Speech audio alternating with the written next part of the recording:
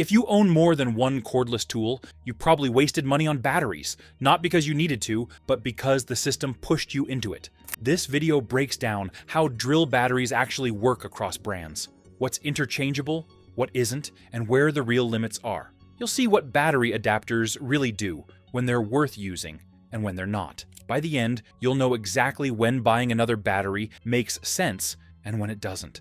Let's start with the mistake almost everyone makes when they buy their first cordless tool: the battery trap everyone falls into.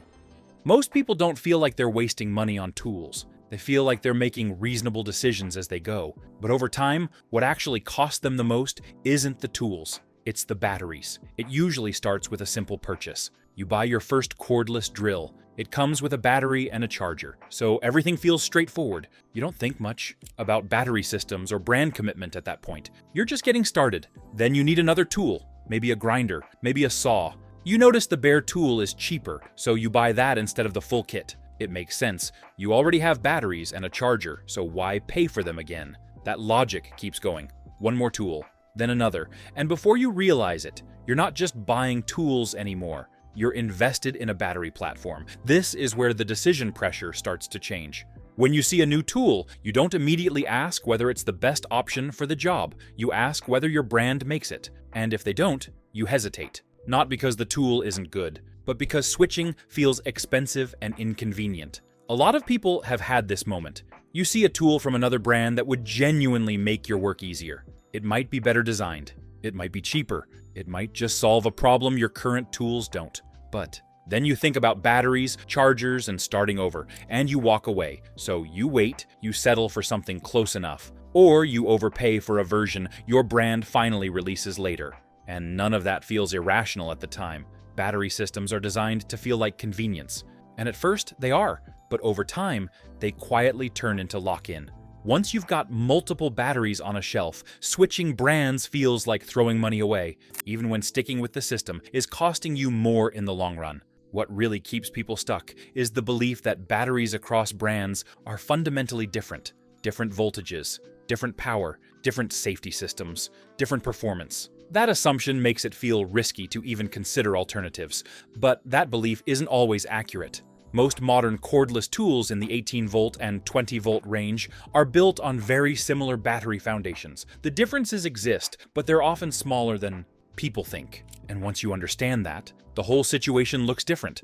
Before we talk about adapters, performance, or whether any of this is actually worth doing, it's important to see this problem clearly. Because once you understand how the battery trap works, you're no longer making decisions blind. Next, we'll look at the simple workaround people are using to break out of this system, and why it's not as risky as it sounds.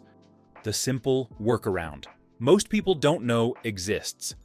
Once you understand how battery lock-in works, the next question is obvious. Is there a way around it without starting over? For most people, the idea of abandoning a battery system sounds expensive, risky, or complicated. That assumption is exactly why this workaround surprises so many people. The workaround is a battery adapter. At its simplest, a battery adapter is a small piece that physically and electrically connects one brand's battery to another brand's tool. It doesn't replace the battery, and it doesn't modify the tool. It just acts as a bridge between the two. This is usually where skepticism kicks in. People assume adapters are cheap, unsafe, or unreliable. They imagine loose connections, reduced power, or tools that don't shut off correctly when a battery gets low. Those concerns are reasonable because nobody wants to risk damaging an expensive tool or battery. In practice, most modern adapters are much simpler than people expect. They don't boost voltage. They don't rewrite electronics. They pass power through the correct terminals and let the tool behave the way it was designed to.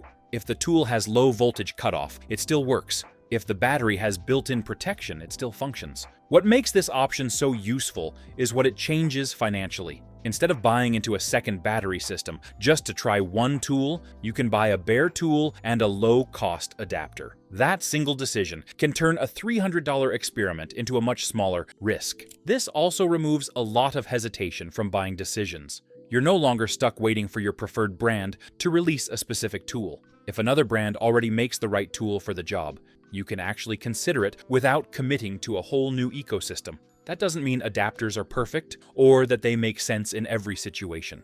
There are real limits, and there are cases where they're not the right choice. But the important point is that they exist, they're widely available, and they work well enough to change how people buy tools. Before getting into performance, voltage myths, or brand compatibility, it's important to understand this one shift in mindset. Adapters don't replace batteries. They replace unnecessary loyalty to a single system when that loyalty no longer serves you.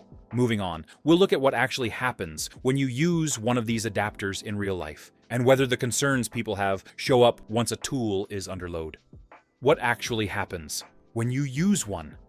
At this point, the idea sounds reasonable on paper, but paper isn't where tools live. What matters is what happens when a battery adapter is actually clicked into place and the tool goes to work. The first thing most people notice is that nothing unusual happens. The battery slides in, the tool powers on, the trigger response feels normal. There's no delay, no hesitation, no warning lights doing anything unexpected. It behaves like the battery it was designed for. Battery indicators still work. If the tool normally shows remaining charge, it still does. If the battery has built-in protection, that protection doesn't disappear just because an adapter is involved. When the battery gets low, the tool shuts itself off the way it's supposed to. There's no sudden drop, no surprise failure. This is where a lot of the fear tends to fall apart. People expect adapters to bypass safety systems or confuse the electronics, but in most cases, that doesn't happen. The adapter isn't telling the tool to behave differently, it's just completing the connection. Under load, the experience is similar. When you're cutting, grinding, or driving fasteners, the tool responds the way it normally would. Torque feels the same. Speed feels the same. If you didn't know an adapter was there, you likely wouldn't notice anything different during use. That doesn't mean every adapter is perfect, or that every brand combination behaves identically. Fit matters. Build quality matters. Some adapters are better made than others. But the idea that adapters automatically mean unstable power or unsafe operation doesn't line up with real-world use. What people often realize at this stage is that their concern wasn't really about performance. It was about trust. Once you see the tool behave normally, that concern fades quickly. And that leads directly into the next question most people ask once they've tried it. If this works, why does everyone argue so much about voltage? That's where we're going next. The 18-volt versus 20-volt confusion that never goes away. This is usually the point where people stop trusting what they're seeing and start second-guessing it. Even if the tool feels normal and performs the same, there's still that question in the back of your mind. Should this even work? Because one battery says 18 volts, another says 20 volts, and that sounds like a big difference. It isn't. And understanding why clears up a lot of unnecessary confusion. Most cordless tools in this range are built around the same basic battery architecture. Inside the pack are lithium-ion cells wired in series. 5 cells give you a nominal voltage right around 18 volts. When those cells are fully charged, the voltage is higher, which is where the 20-volt max label comes from. It's a marketing distinction, not a fundamentally different battery. That's why you'll see tools labeled 18 volts and 20 volts performing in the same category. They're using the same type of cells, the same basic voltage range, and similar power delivery. The label on the outside doesn't change what's happening electrically once the tool is running. This is also why adapters don't magically boost or reduce power. They're not converting voltage. They're not stepping anything up or down. They're simply allowing the battery to deliver power to a tool that was designed to operate in that same general range. Another source of confusion is battery size. A larger battery doesn't mean higher voltage. It means more capacity. A 5 amp-hour battery and a 4 amp-hour battery can have the same voltage but different run times. That difference affects how long the tool runs, not how hard it hits. Once you separate voltage from capacity, a lot of assumptions fall apart. People expect a tool to feel weaker or stronger based on the label alone. But in practice, efficiency and motor design matter far more. A modern brushless tool will often outperform an older brushed tool even when using the same battery. This is why, during real use, many people don't feel a difference when swapping batteries across brands using adapters. The numbers on the casing suggest a mismatch, but the internals are far closer than the branding implies. Understanding this doesn't mean voltage never matters. It means the way it's presented often exaggerates differences that aren't as meaningful in everyday use. And once you see that, It becomes easier to evaluate tools based on how they actually perform instead of what the label says. Now that the voltage question is out of the way, the next thing to look at is what happens when you put these setups under real load and compare them side by side. Real use changes the conversation. This is usually where opinions start to shift, not because someone read a spec sheet or watched a comparison chart, but because the tool is finally doing real work. Once a tool is under load, assumptions don't last very long. When you put the same type of work in front of a tool, cutting, grinding, drilling, and you run it with different batteries, even from different brands, the differences people expect often don't appear. The cut takes roughly the same amount of time. The motor doesn't sound strained. The tool doesn't feel weaker in the hand. If you didn't know an adapter was involved, most people wouldn't guess there was anything unusual happening. What often surprises people is that the biggest difference they notice has nothing to do with the battery at all. It's the tool itself. A modern, brushless tool will often feel stronger, smoother, and more efficient than an older brushed tool, even when both are running off similar battery capacity. That can create the impression that one battery is better, when in reality, the tool is simply using power more efficiently. This matters because it changes how people interpret performance. When someone says a battery lasts longer on one setup than another, that's not always a battery comparison. It's often a tool comparison. Efficiency, motor design, and electronics play a bigger role than most people realize. Under steady everyday load, the adapter itself fades into the background. It doesn't become something you think about while working. The tool either does the job or it doesn't. And for many common tasks, it behaves exactly the way you'd expect it to behave with the original battery. That doesn't mean every combination is perfect. Higher demand tools will reveal limitations faster. Anything that draws a lot of current for extended periods will push batteries harder, regardless of brand. In those cases, what usually shows up first is heat or reduced runtime, not sudden shutdowns or unsafe behavior. What tends to surprise people most is how uneventful the experience is. They expect compromise. They expect something to feel off. Instead, everything just works. And that's often the moment where staying locked into one battery system starts to feel less necessary. Quick pause here. If this is already changing how you think about batteries and tools, it helps a lot if you hit like or subscribe. It lets me know this kind of practical breakdown is worth continuing. Once people reach this point, they also start noticing details they would have ignored before. Things like features built into adapters that weren't even part of the original plan, but turn out to be genuinely useful in everyday situations. The extra value most people don't expect.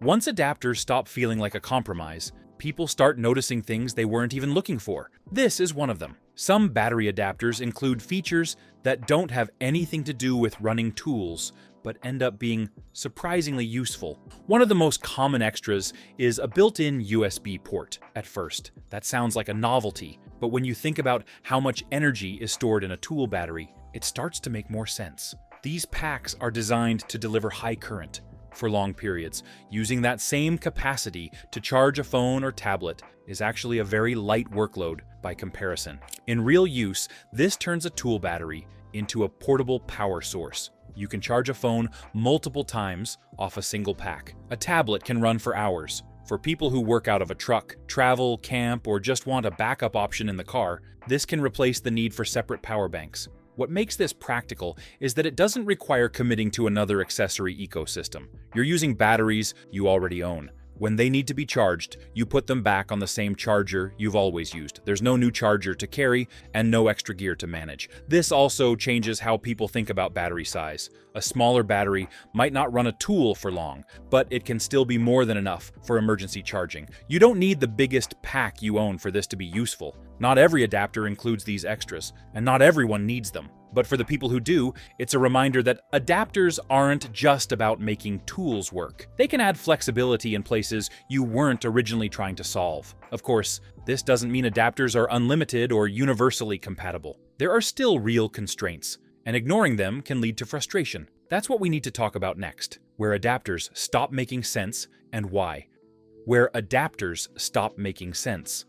This is the part that keeps the conversation realistic. Battery adapters can be extremely useful, but they're not universal, and treating them that way is where people start to run into problems. Knowing the limits up front saves time, money, and frustration. One of the first limits is physical design. Not every battery shape adapts cleanly. Some brands use longer stems or deeper locking mechanisms that require taller adapters. When that happens, the setup can become awkward, especially on smaller tools where balance matters. Even if the adapter technically works, the extra length can change how the tool feels in your hand. Another limitation is the type of work being done. High-demand tools that run continuously under heavy load will always stress batteries more than occasional use tools. Adapters don't change that reality. If a tool already drains batteries quickly or runs hot in its native setup, using an adapter won't magically improve runtime or efficiency. In those cases, expectations need to be adjusted.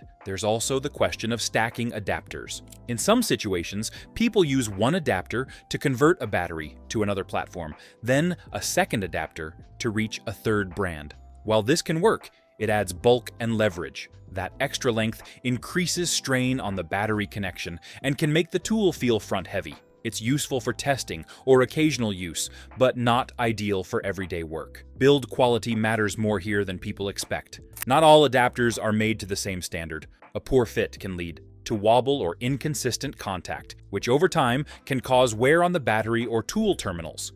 This isn't an argument against adapters as a whole, but it is a reason to avoid the cheapest option without checking fit and reviews. It's also important to separate convenience from necessity. Adapters are best used to avoid buying duplicate batteries when you only need one or two tools from another brand. They're not meant to replace an entire battery ecosystem for someone running multiple high-draw tools all day, every day. In those cases, native batteries still make sense. What this really comes down to is intention. If you're using adapters as a way to expand your options without overcommitting, they work very well. If you're trying to force them into situations where balance, runtime, or heat management are already critical, they're less ideal. Understanding where adapters stop making sense is what allows you to use them confidently where they do. And once you have that clarity, you can make much smarter decisions about how you buy tools going forward. Next, we'll wrap this up by looking at how this changes your overall approach to buying tools, not just batteries.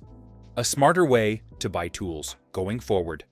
Once you understand how battery lock-in works, what adapters can realistically do, and where their limits are, the way you approach buying tools naturally starts to change. You stop making decisions based on fear of incompatibility and start focusing on whether a tool actually makes sense for the work you do. Instead of asking whether your current brand offers a certain tool, you begin by asking what the best tool for the job actually is. That shift alone opens up far more options. You're no longer waiting for one company to release a version you can justify buying, and you're less likely to overpay just to stay inside a familiar system. Adapters make it possible to treat batteries as a shared resource rather than a brand-specific restriction. If you already own several good batteries, there's no practical reason to repurchase them just to experiment with a different tool. You can buy a bare tool, use it with the batteries you already have, and decide later whether it earns a permanent place in your lineup. This approach also lowers the risk of trying something new. Instead of committing hundreds of dollars up front, you can test whether a tool actually fits your workflow. If it turns out to be a good match, you can keep using it as is or invest further. If it doesn't, you haven't sunk money into batteries and chargers you won't use.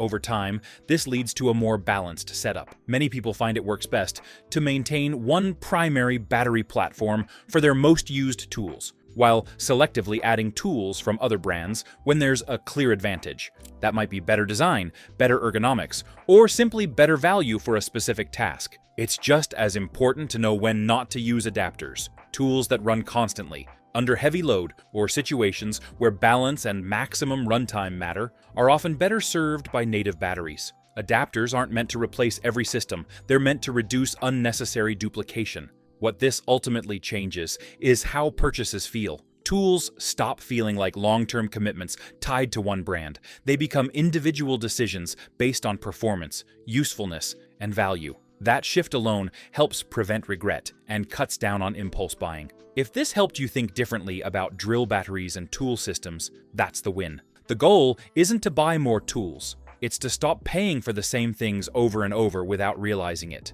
If you want more breakdowns like this, focused on real-world use and smarter buying decisions, you can like the video or subscribe so you don't miss them. And if you've already tried battery adapters or found a setup that works well for you, leave a comment. Those experiences help everyone watching make better choices. Thanks for watching, and I'll see you in the next one.